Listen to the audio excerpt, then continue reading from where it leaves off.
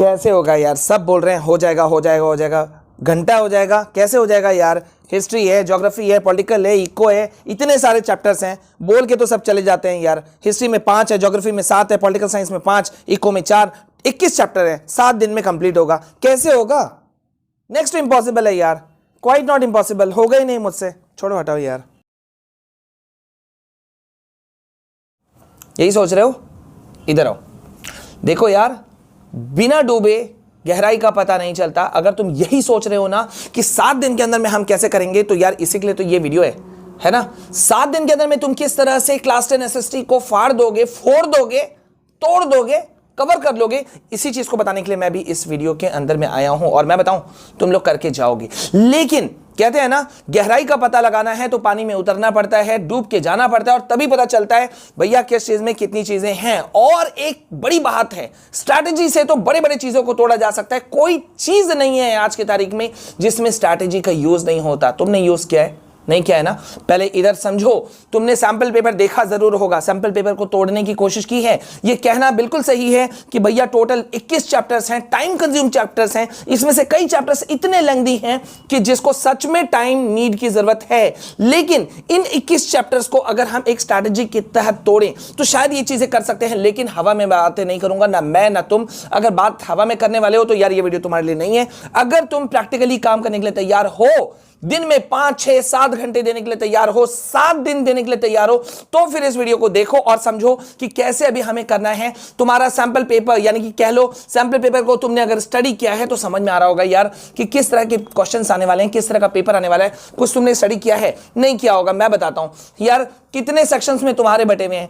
ABCDEF, क्या तुमको पता है?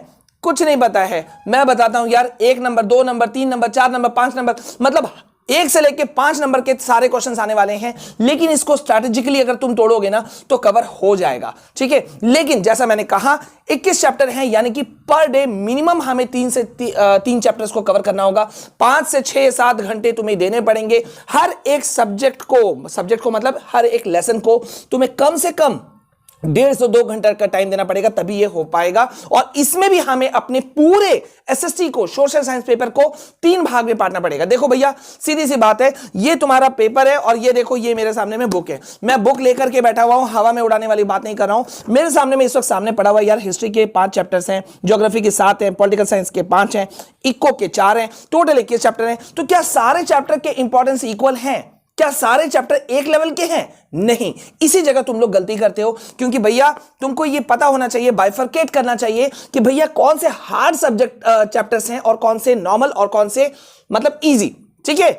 मतलब तुमको ये अगर पता है तो तुम काफी कुछ हद तक कवर कर ले रहे हो। तो इसीलिए ये इन 21 चैप्टर्स को ना मैंने 3 भागों में तुम्हारे लिए डिवाइड किया है। पहला वो जो कि बहुत टफ चैप्टर्स हैं, जिसमें डेटाज बहुत ज्यादा है, थोड़ा सा डिटेल्ड लेसन है, ठीक है, थोड़े से कॉन्सेप्ट्स तुमको ज्यादा समझने पड़ेंगे। तो पहले तो वो हो गए, सेकंड वो हो गए जो नॉर्मल हैं, और तीसरे जो हो गए वो ईजी हैं, ठीक है। तो हार्ड वाले को अगर हम तोड़ लेते हैं तो नॉर्मल ईजी को तोड़ना बहुत ज्यादा मुश्किल नहीं है। और समझ में आ गया होगा तुम लोगों को कि स्ट्रैटेजी आ गई। तो मतलब एक चैप्टर अगर हम हार्ड ले रहे हैं तो कम से कम 2 चैप्टर्स नॉर्मल और इजी में से लेने पड़ेंगे।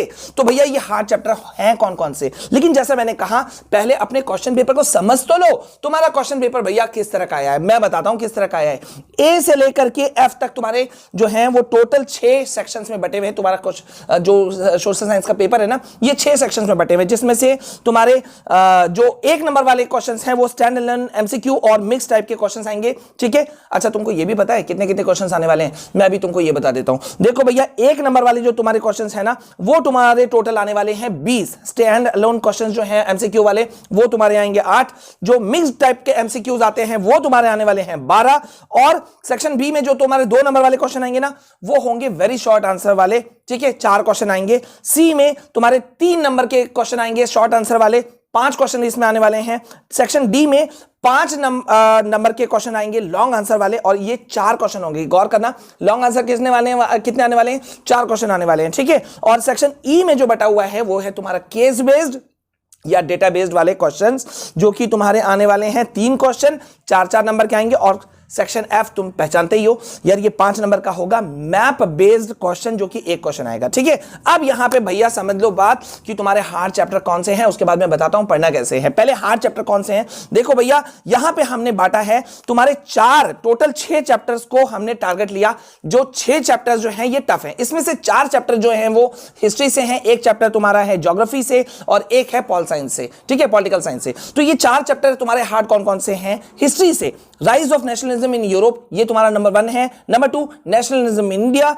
Number 3 making of global world. Number 4 print culture and the model world. ठीक है, ये जो 4 है ना, ये तुम्हारे 4 ऐसे चैप्टर्स हैं जिसमें कॉन्सेप्ट बहुत ज्यादा है, चैप्टर थोड़े लेंथी हैं, डेटा थोड़े ज्यादा है, तो इस पे तुम्हें थोड़ा सा फोकस करना पड़ेगा, लेकिन इनसे भागना नहीं है क्योंकि क्वेश्चन यहां से बहुत आते हैं, तो डरना नहीं है। ठीक है, अब यहां पे लेसन नंबर 5 मतलब 5वां जो हार्ड चैप्टर है वो कौन सा है, वो है ज्योग्राफी से रिसोर्सेज एंड डेवलपमेंट, ये थोड़ा सा लेंथी चैप्टर है। और पॉल साइंस से है तुम्हारा पॉलिटिकल पार्टीज, ये तुम्हारे थोड़े से हैं भाई, ये टोटल हो गए 6 चैप्टर्स जो कि तुमको पढ़ेंगे थोड़े से टफ। तो तुमको करना क्या है भैया, पहला जैसे मैंने कहा कि चैप्टर अगर 21 चैप्टर को तुम्हें कवर करना है, ठीक है, तो भाई इसके लिए तुम्हें चाहिए रिसोर्सेस, तुम्हें चाहिए मटेरियल्स, जो कि हम सारी चीजें तुमको प्रोवाइड करा रहे हैं। लेकिन तुम्हें यह लेना है कि पर डे कम से कम 2 से 3 चैप्टर का टारगेट तुम्हें रखना ही होगा, बल्कि 2 से 3 नहीं, 3 चैप्टर को हैंडल करना है। और उसमें से एक चैप्टर तुम्हारा होगा इसमें से हार्ड का और 2 चैप्टर होंगे तुम्हारे इजी। अब तुम बोलोगे इजी कौन से,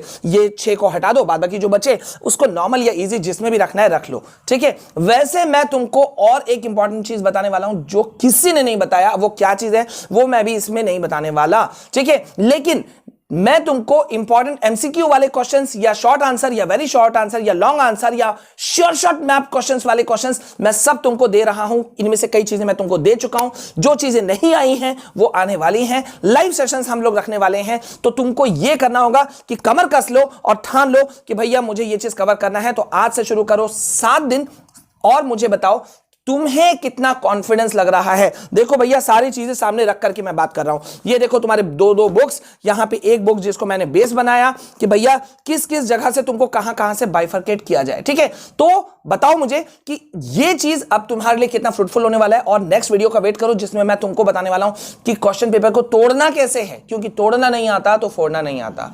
समझ गए? चलो मिलते हैं। इस वीडियो को लाइक कर देना, शेयर कर देना। अभी के लिए बस इतना। जय हिंद।